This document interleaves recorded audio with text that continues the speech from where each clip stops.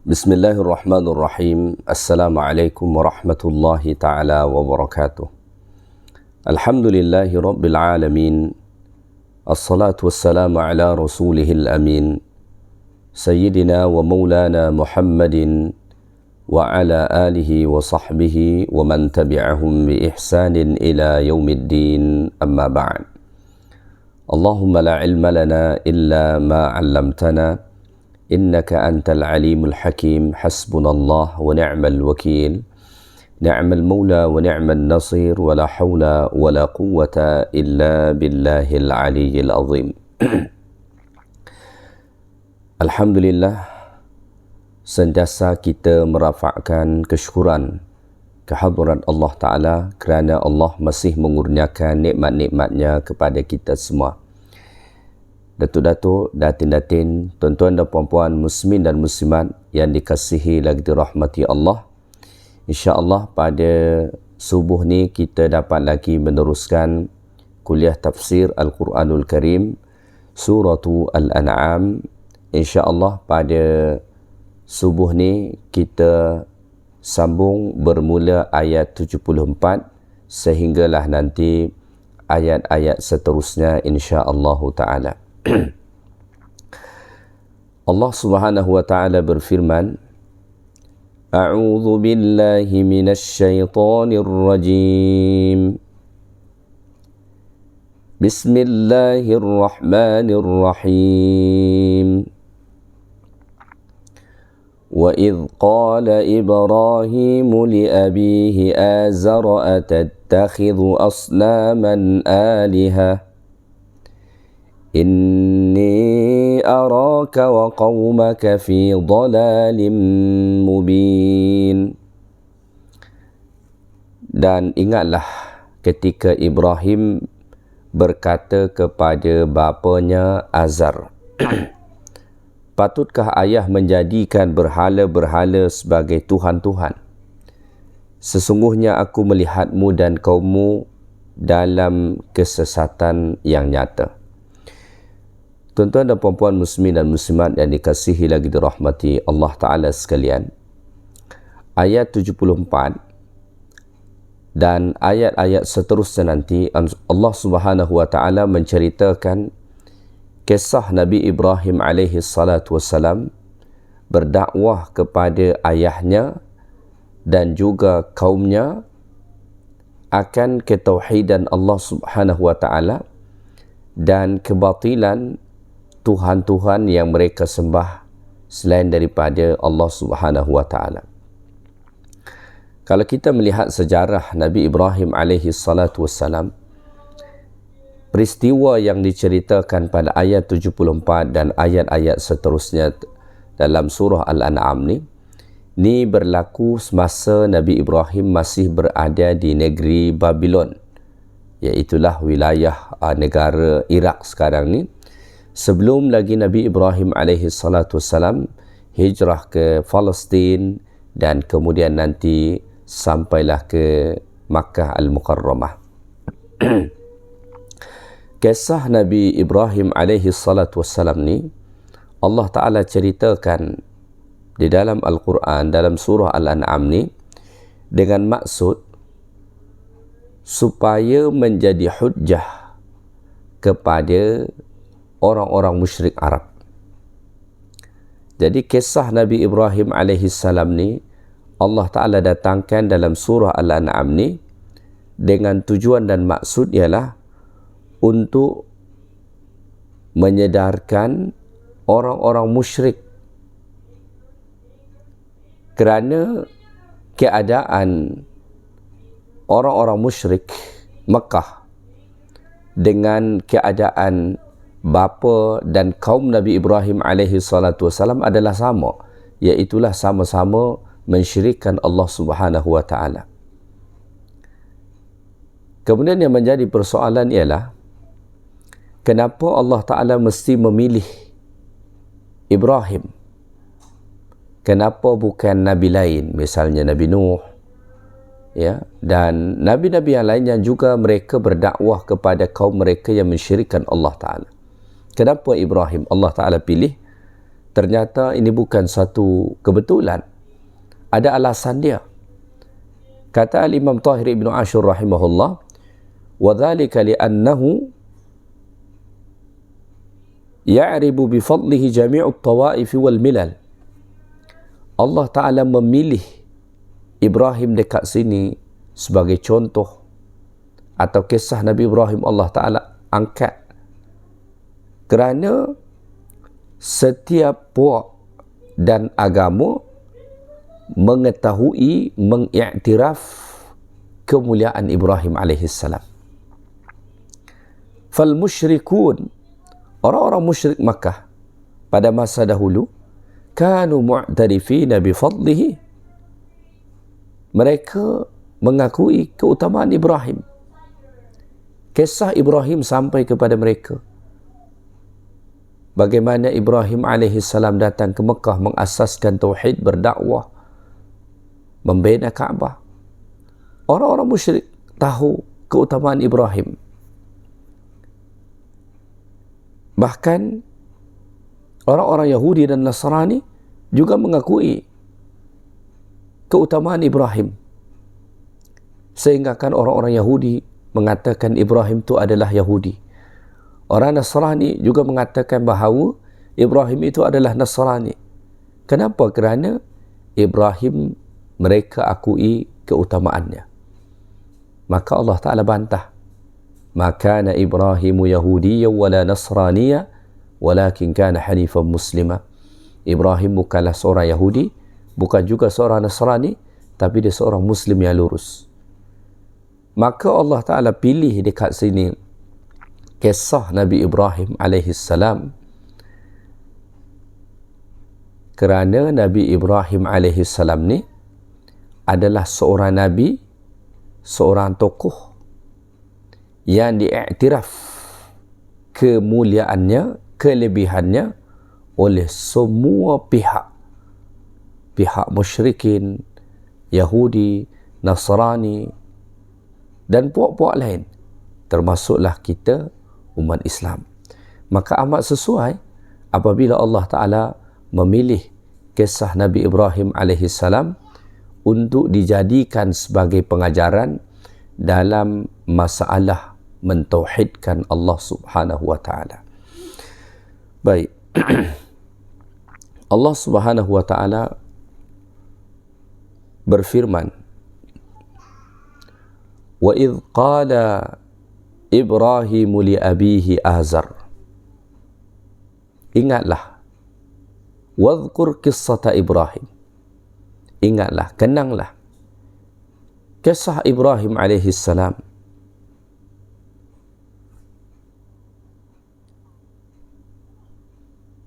Ketika mana Nabi Ibrahim alaihissalam berdakwah kepada tauhid, mengesahkan Allah Ta'ala, wa nahyihi 'anil syirk, dan ketika Ibrahim menegah daripada segala bentuk kesyirikan.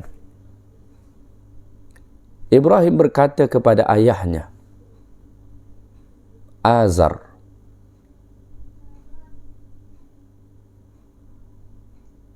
so ayah Nabi Ibrahim alaihissalam ni adalah seorang yang tidak beriman kepada Allah Ta'ala. Bahkan ada riwayat-riwayat mengatakan bahawasanya ayah Nabi Ibrahim alaihissalam ni bukan sekadar tak beriman kepada Allah, bukan sekadar mensyirikkan Allah Ta'ala. Bahkan ayah Nabi Ibrahim alaihissalam ni bekerja membuat berhala-berhala untuk kemudian disembah oleh orang-orang Babylon pada ketika itu. Ini satu dugaan yang begitu berat bagi Nabi Ibrahim alaihissalatu wassalam. Ingatlah kisah Nabi Ibrahim alaihissalam ketika mana beliau berkata kepada ayahnya Azar. Azar dekat sini, adakah nama ayah kepada Nabi Ibrahim alaihissalam? Ada pendapat mengatakan ni adalah ayah Nabi Ibrahim alaihissalam. Tetapi ulama-ulama nasab mengatakan sebenarnya bukan nama kepada ayah Nabi Ibrahim. Ulama-ulama nasab mengatakan ayah Nabi Ibrahim AS bernama Tarih. Nama kepada ayah Nabi Ibrahim AS ialah Tarih. So kenapa dalam ayat ni Allah Ta'ala menyebutkan Azar?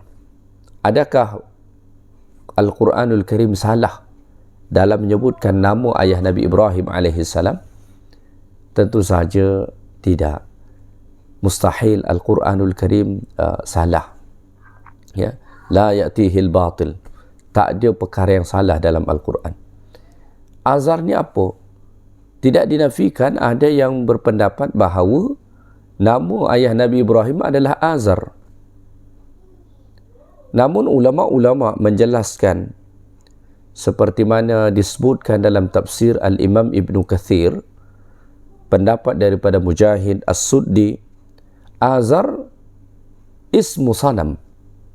Ia adalah nama kepada suatu berhala. Ya, Azar adalah nama satu berhala pada zaman itu. Itulah pada zaman Nabi Ibrahim AS. So kenapa dekat sini Allah Ta'ala menyebutkan ayah Nabi Ibrahim adalah Azar? Li khidmatihi dhaliqas sanam. Kerana ayah Nabi Ibrahim pada ketika itu berkhidmat kepada berhala ni yang bernama Azar. Maka sebagai bentuk celaan Allah Ta'ala kepada ayah Nabi Ibrahim AS, maka Allah Ta'ala sebut dalam ayat ni, wa idh qala Ibrahimu li abihi Azar.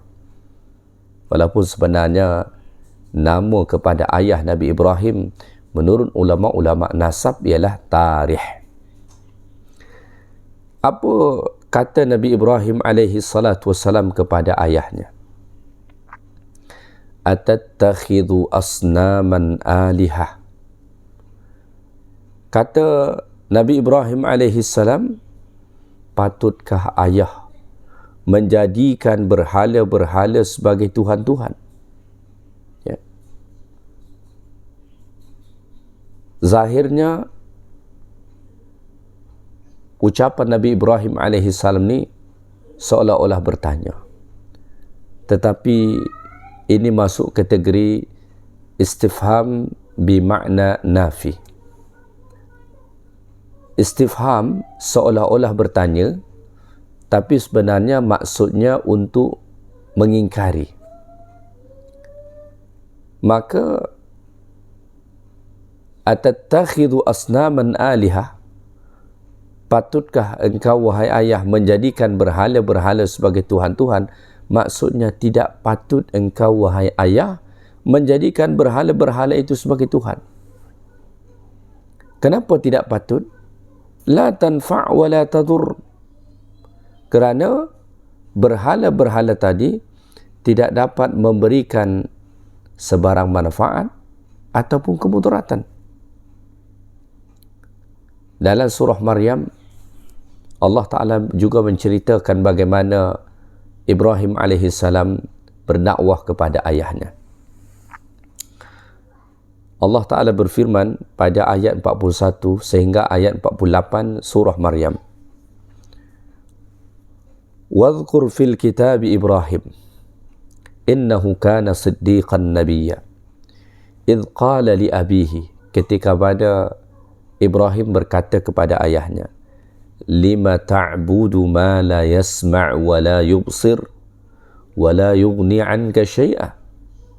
Wahai ayahku, kalau kita melihat daripada perkataan Ibrahim AS ni, walaupun ayah Nabi Ibrahim ni tidak beriman kepada Allah, mensyirikkan Allah, bahkan antara tokoh utama pelaku syirik pada ketika itu, tetapi Ibrahim AS masih menggunakan kata-kata yang sangat lembut dalam memanggil ayahnya.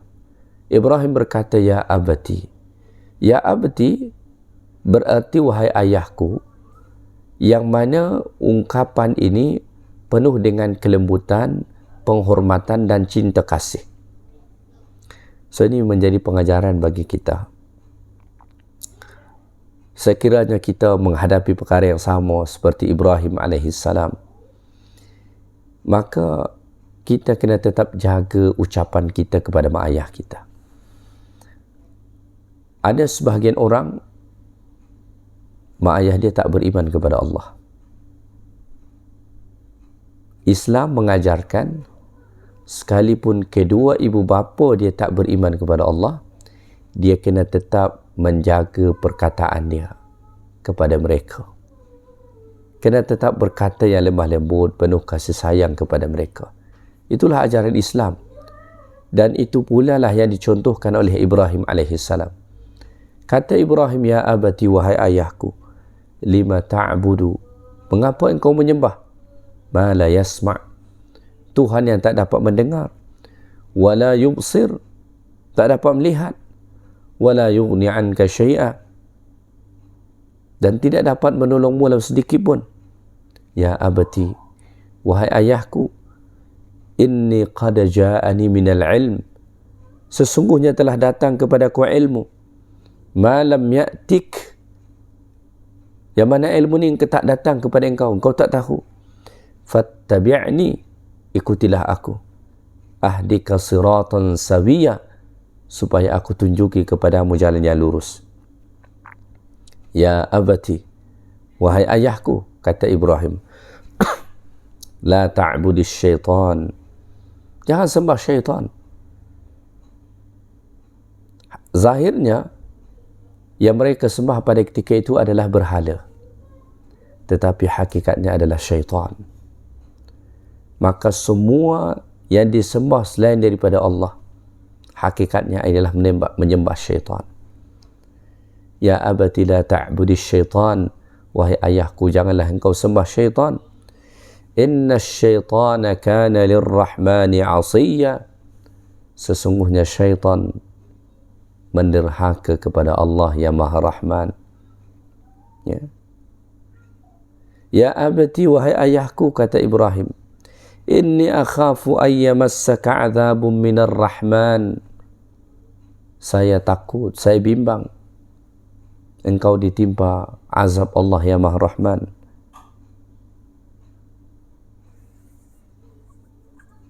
Fatakuna lisyaitani waliya, sehingga kan engkau menjadi kawan kepada syaitan. Hujung sekali Ibrahim alaihissalam menjanjikan akan meminta ampunkan ayahnya kepada Allah. Tetapi selepas nanti ayah Nabi Ibrahim alaihissalam meninggal dunia dan meninggal dalam keadaan mensyirikkan Allah Ta'ala, maka Ibrahim alaihissalam berlepas diri daripadanya, kerana tidak boleh meminta ampunkan orang-orang yang meninggal dalam keadaan tidak beriman kepada Allah Subhanahu wa Ta'ala.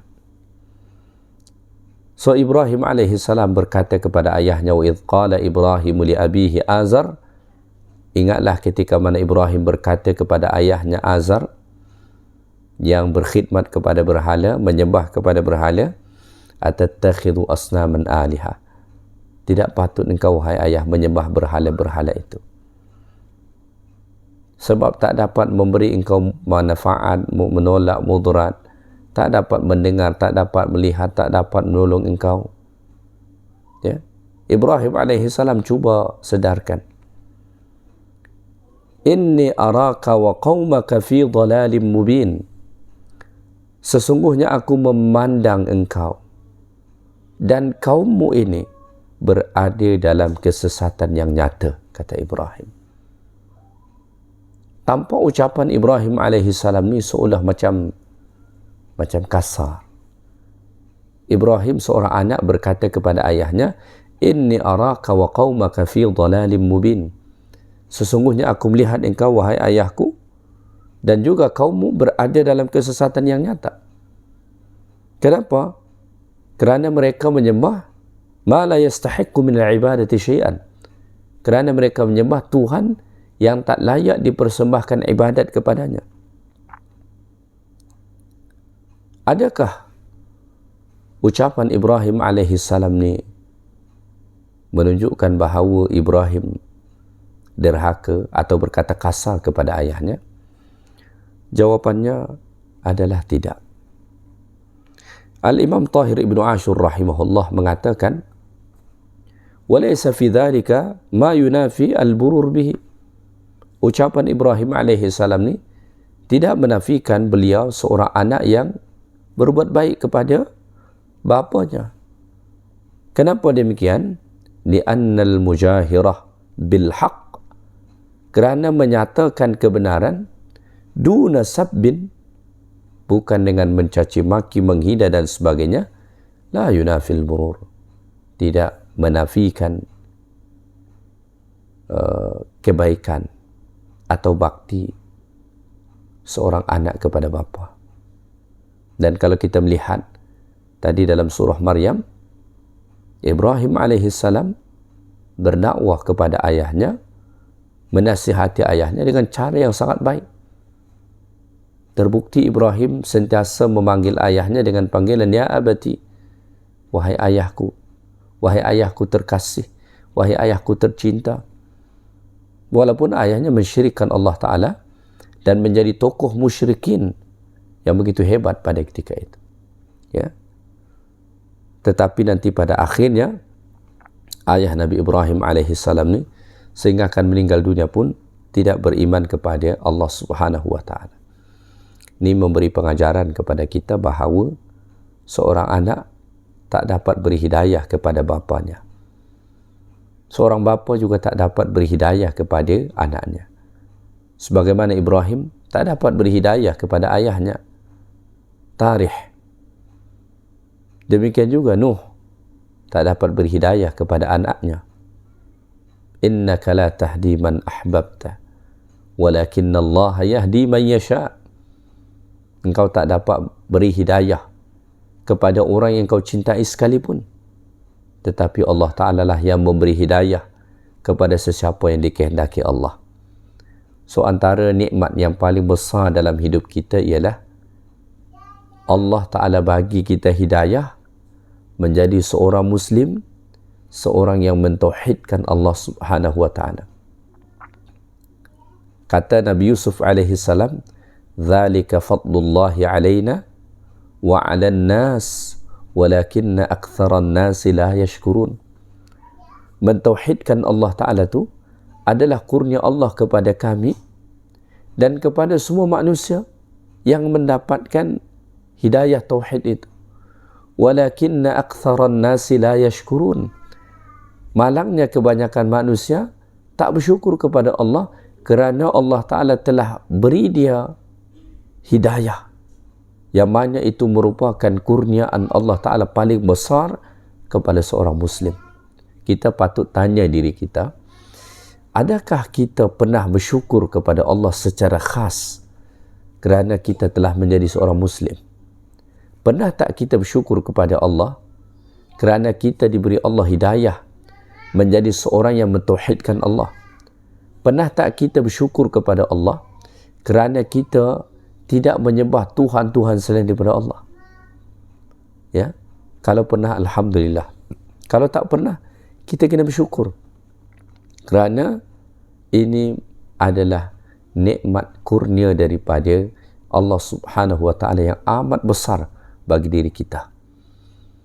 Ya, sekiranya mungkin ada orang berkata macam ni, ada orang kata macam ni, oh kita ni Muslim bukan sebab hidayah lah, tapi sebab mak ayah kita Muslim, kita duduk dekat negeri Muslim. Ya akhi, tengoklah anak kepada Nabi Nuh. Bukankah Nuh seorang yang mukmin? Sepatutnya anaknya beriman kepada Allah, tapi tidak begitu. Maka hidayah ni ialah milik Allah dan Allah Ta'ala kurniakan kepada sesiapa yang dikehendaki Allah. Maka jika Allah Ta'ala beri kita hidayah tu, syukur pada Allah. Itulah nikmat yang paling besar. Tanpa nikmat tu tidak ada erti nikmat-nikmat yang lain.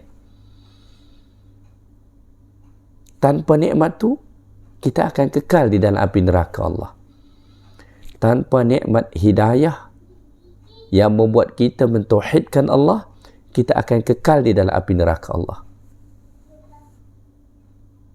Begitulah besarnya nilai daripada nikmat hidayah itu. Baik, kita teruskan ayat yang ke-75. Allah Ta'ala berfirman, وَكَذَلِكَ نُرِي إِبْرَاهِيمَ مَلَكُوتَ السَّمَاوَاتِ وَالْأَرْضِ وَلِيَكُونَ مِنَ الْمُوقِنِينَ. Dan demikianlah kami perlihatkan kepada Ibrahim kebesaran dan kekuasaan kami di langit dan di bumi, dan supaya menjadilah ia dari orang-orang yang percaya dengan sepenuh keyakinan. Dan demikianlah, wa kadzalika, dan demikianlah, maksudnya hina waffaqnahu lit-tauhid wa da'wah ilaih, ketika mana kami kurniakan taufik kepada Ibrahim untuk mentauhidkan Allah dan berdakwah kepada tauhid. Nuri Ibrahim malakutas samawati wal ard, kami perlihatkan kepada Ibrahim kekuasaan Allah yang ada di langit dan di bumi. Liyara bi basiratihi, supaya Ibrahim melihat dengan matanya. Mashtamalan alaihi minal adillatil qati'ah, yang mana di sana terdapat bukti-bukti yang kukuh yang membuktikan kemahabesaran dan kemahakuasaan Allah Ta'ala. وَلِيَكُونَ مِنَ الْمُوقِنِينَ, dan supaya Ibrahim ni menjadi orang yang semakin yakin, ya. Kerana semakin tampak bukti maka semakin yakin, ya. Ibrahim alaihissalam ni diperlihatkan Allah Ta'ala kekuasaan Allah kepadanya supaya lahir rasa yakin. Dan tanda-tanda kebesaran Allah yang Allah Ta'ala perlihatkan ni juga menjadi dasar dakwah tauhid kepada Ibrahim alaihissalam. Ini menunjukkan kepada kita, dalam mentauhidkan Allah, kita bukan sekadar melihat kepada ayat-ayat Quran, tetapi kita perlu melihat ayatul kauniyah, ayat-ayat Allah dari alam ni. Tengok matahari, tengok bulan, tengok bintang, tengok lautan, tengok gunung ganang, ya, dan sebagainya. Dan itu termasuk cara supaya kita semakin mentauhidkan Allah dan supaya semakin yakin dengan Allah. Ilmu ni ada pelbagai tahapan. Kalau ilmu sekadar kita mengetahui, kemudian di atas daripada itu ada yakin. Yakin ni biasanya dengan kita melihat secara langsung, maka lahir keyakinan.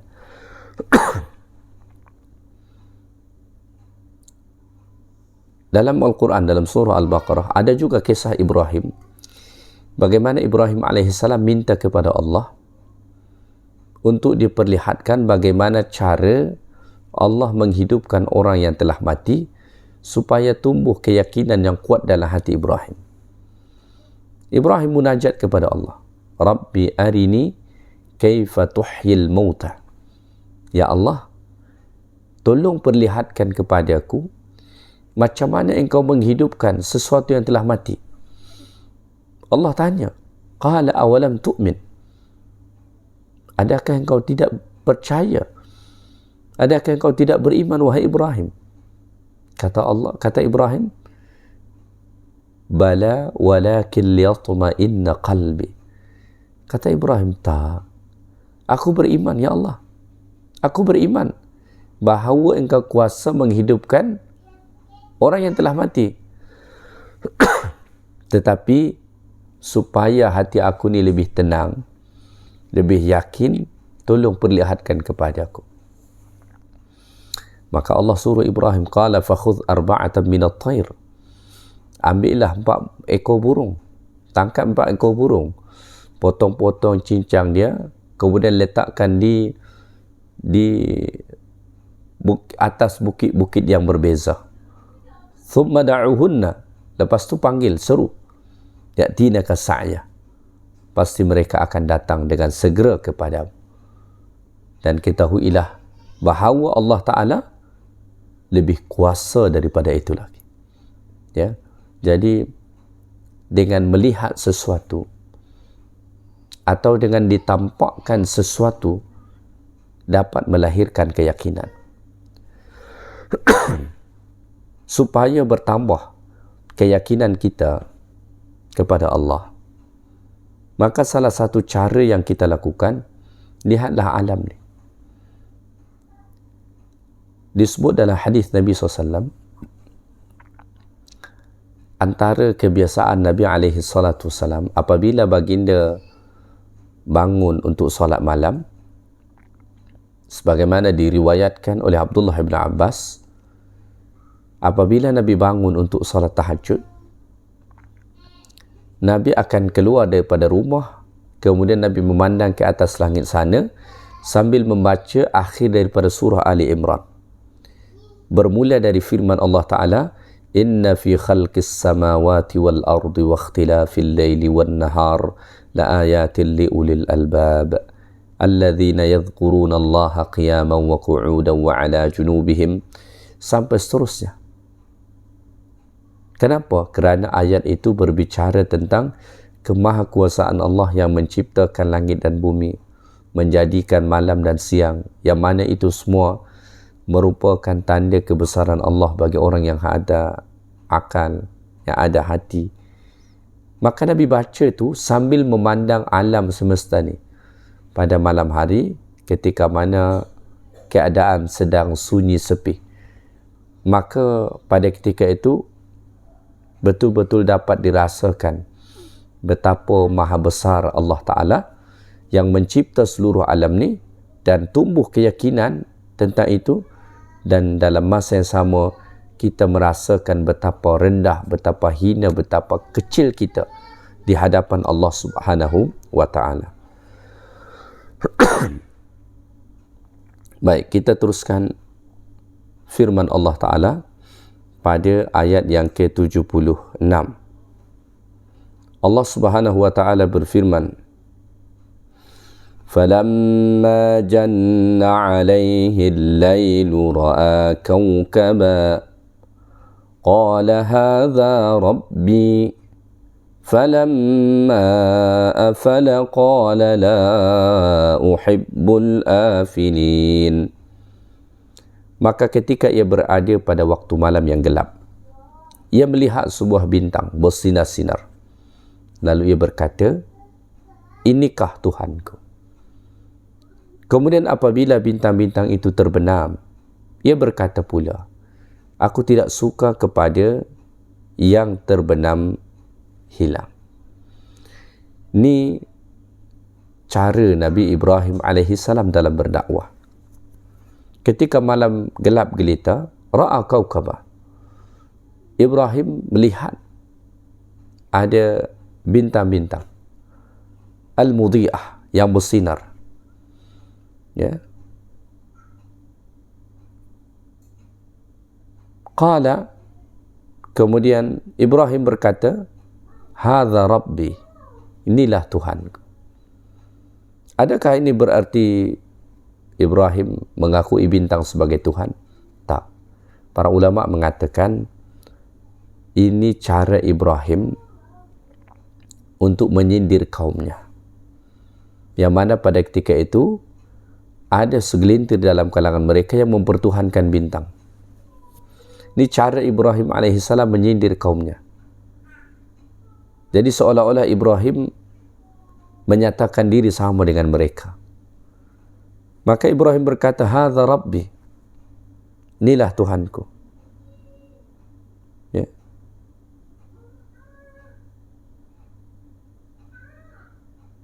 Maka Ibrahim AS menyeru kepada kaumnya supaya memperhatikan bintang ni.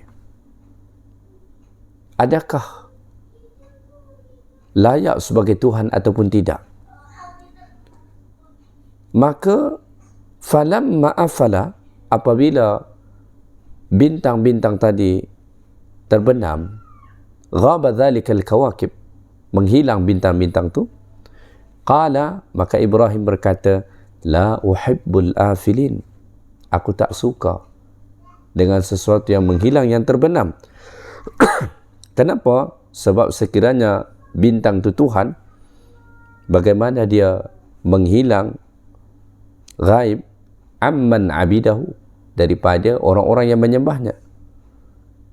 Fa innal ma'bud, kerana Tuhan yang disembah, la budda an yakuna qa'iman bi masalihi man abidahu, kerana Tuhan yang disembah mestilah dia sentiasa sedia ada bagi kebaikan-kebaikan orang-orang yang menyembahnya.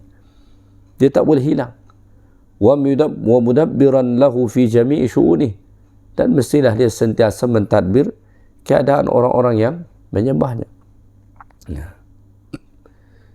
Demikian juga pada ayat 77, Ibrahim alaihi salam berkata, falamma ra'al qamara bazighan qala hadha rabbi فَلَمَّا أَفَلَ قَالَ لَئِنْ لَمْ يَهْدِنِي رَبِّي لَأَكُونَنَّ مِنَ الْقَوْمِ الضَّالِّينَ. فَلَمَّا رَأَى الْقَمَرَ, ketika Ibrahim melihat qamar, bazighan, terbit, tampak, ya, yang lebih terang daripada bintang-bintang tadi, beliau mengatakan lagi, hadza rabbi, ini Tuhan. Bukan berarti Ibrahim mempertuhankan bulan ni, tapi sama dengan maksud tadi.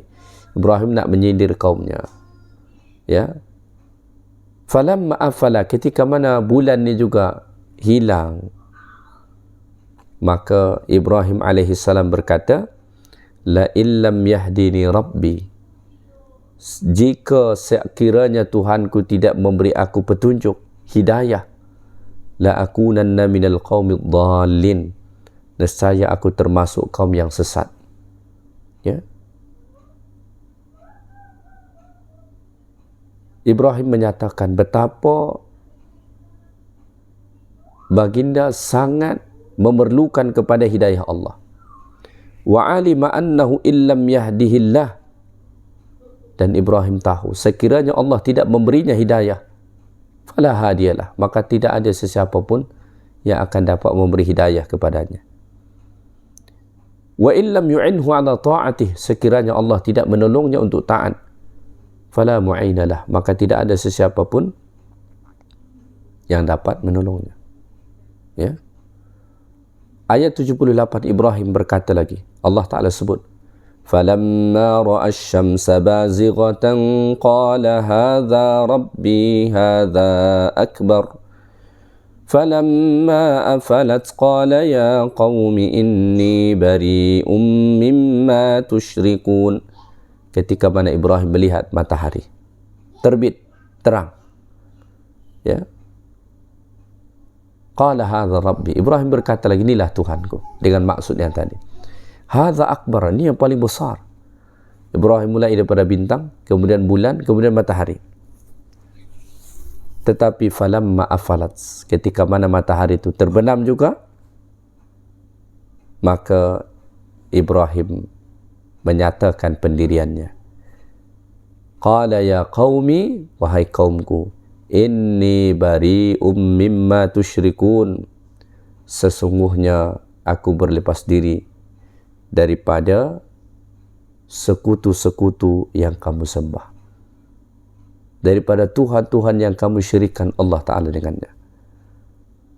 Lepas tu nanti barulah Ibrahim alaihissalam menyatakan pendiriannya.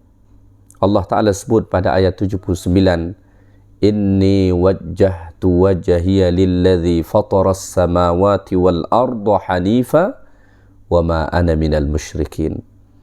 Sesungguhnya aku menghadapkan wajahku, maksudnya ketaatan dalam ibadah dan sebagainya, lilladzi fataras samawati wal ard, kepada Tuhan yang telah menciptakan langit dan bumi, iaitulah Allah Ta'ala, Hanifah, yang jauh daripada segala bentuk kesyirikan, mentauhidkan Allah Ta'ala.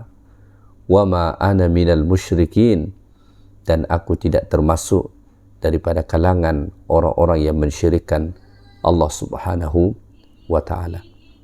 Inilah satu kisah Ibrahim alaihissalam dalam berdakwah kepada ayahnya dan juga kepada kaumnya yang mensyirikkan Allah.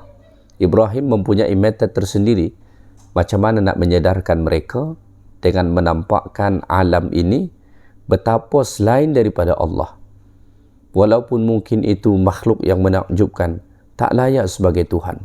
Bintang, matahari, bulan, walaupun semua tampak terang, indah, bercahaya besar, tetapi semua tak layak sebagai Tuhan.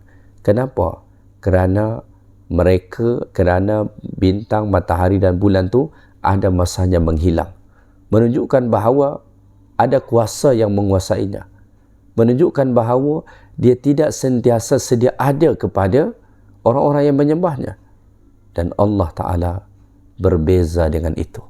Oleh kerana itulah, satu-satunya Rabb yang layak kita ibadati, kita sembah, kita taat, kita tunduk kepadanya, hanyalah Allah Subhanahu wa Ta'ala. Moga-moga kuliah ni bermanfaat bagi kita semua. Mudah-mudahan ketauhidan kita semakin kukuh, semakin kuat dan semakin yakin. Salah satu cara dia dengan menyaksikan alam Allah Ta'ala ni. Dan mudah-mudahan ketauhidan ni kekal dalam hati kita, sehinggakanlah kita berjumpa dengan Allah Ta'ala yang Maha Esa. Subhanakallahumma bihamdik, asyhadu an la ilaha illa anta, astaghfiruka wa atubu ilaik.